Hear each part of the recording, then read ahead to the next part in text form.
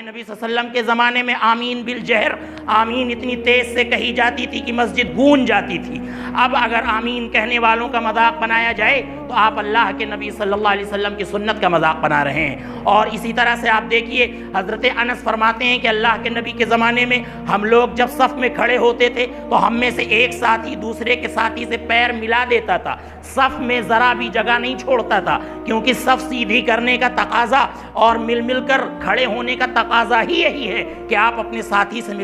بالکل مل جائیں، جیسا کہ اللہ کے نبی نے فرمایا کہ اگر بیچ میں جگہ چھٹی ہوئی ہے تو شیطان بکری کے بچے کی شکل میں وہاں پر داخل ہو جاتا ہے۔ اسی لیے ہم دیکھتے ہیں کہ آج ہماری نمازیں خشوع و خضوع سے خالی ہیں۔ نماز پڑھتا ہے انسان، کوئی داڑھی کھجلا رہا ہے، کوئی اپنے کمر پر ہاتھ رکھے، کوئی ادھر ادھر نظریں دوڑا رہا ہے، تو جو خشوع و خضوع ہماری نمازوں سے ختم ہوا ہے، اس کی ایک بڑی وجہ یہ ہے کہ ہم صفوں میں خالی جگہ چھوڑ دیتے ہیں، شیطان وہاں پر داخل ہو جاتا ہے اور وہ ہماری نمازوں کو خراب کرتا رہتا ہے۔ تو ایک بہت بڑے شخص نے، ہم ان کے آگے کچھ نہیں ہیں، وہ بہت بڑے عالم ہیں، دین کی روزانہ تشریحات کرتے ہیں، عربی دانی پہ ان کو ناز ہے اور حدیث دانی پہ ان کو ناز ہے۔ وہ کہتے ہیں کہ اگر آپ ایسی مسجد گئے ہیں نماز پڑھنے کے لیے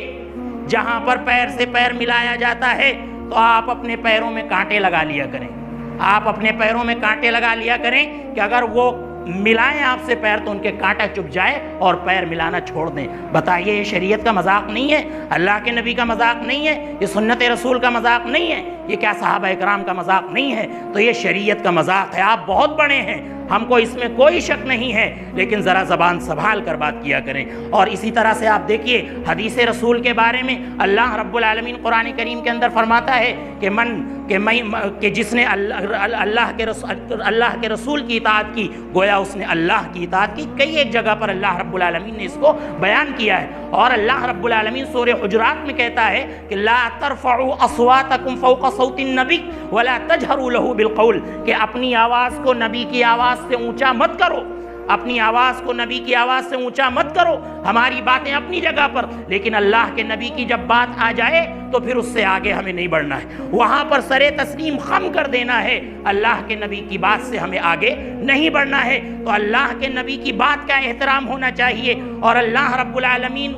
نے جن لوگوں سے یہ باتیں لکھوائی ہیں، یعنی محدثین جنہوں نے اللہ کے نبی کی باتوں کو لکھا ہے، ان کا احترام ہونا چاہیے، اور جن کتابوں میں اللہ کے نبی صلی اللہ علیہ وسلم کی باتیں لکھی گئی ہیں ان کتابوں کا احترام ہونا چاہیے۔ بہت بڑی شخصیت، بہت بڑے عالم،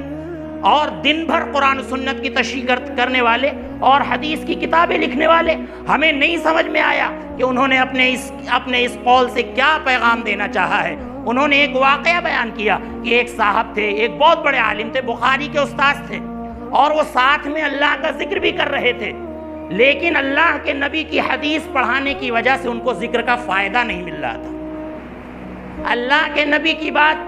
بتانے کی وجہ سے ان کو اللہ کے ذکر کا فائدہ نہیں مل رہا تھا۔ تو ان کے بزرگ نے کہا کہ تم کو اصل میں بخاری کا بخار آ رہا ہے، تم کو بخاری کا بخار آ رہا ہے، بخاری چھوڑ دو پڑھانا، تب تم کو اللہ رب العالمین کے ذکر کا فائدہ ملے گا۔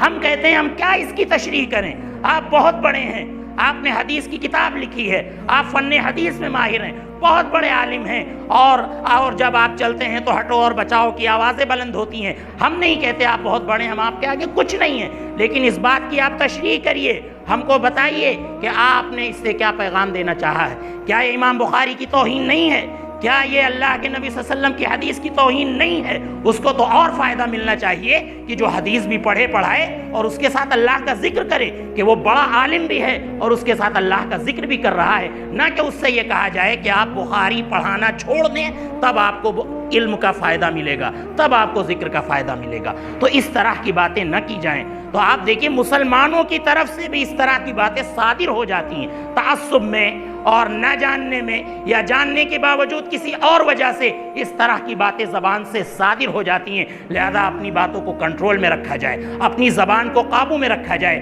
قرآن کا احترام ہو، اللہ کے نبی کی حدیث کا احترام ہو، صحابہ اکرام کا احترام ہو، جتنے بزرگ تھے سب کا احترام ہو، تابعین کا احترام ہو، علماء اکرام کا احترام ہو، اہل علم کا احترام ہو، اور شریعت پر عمل کرنے والوں کا احترام ہو، کسی کا بھی مذاق بنایا نہ جائے۔ اللہ رب العالمین ہمیں ان باتوں کی توفیق عطا فرمائے۔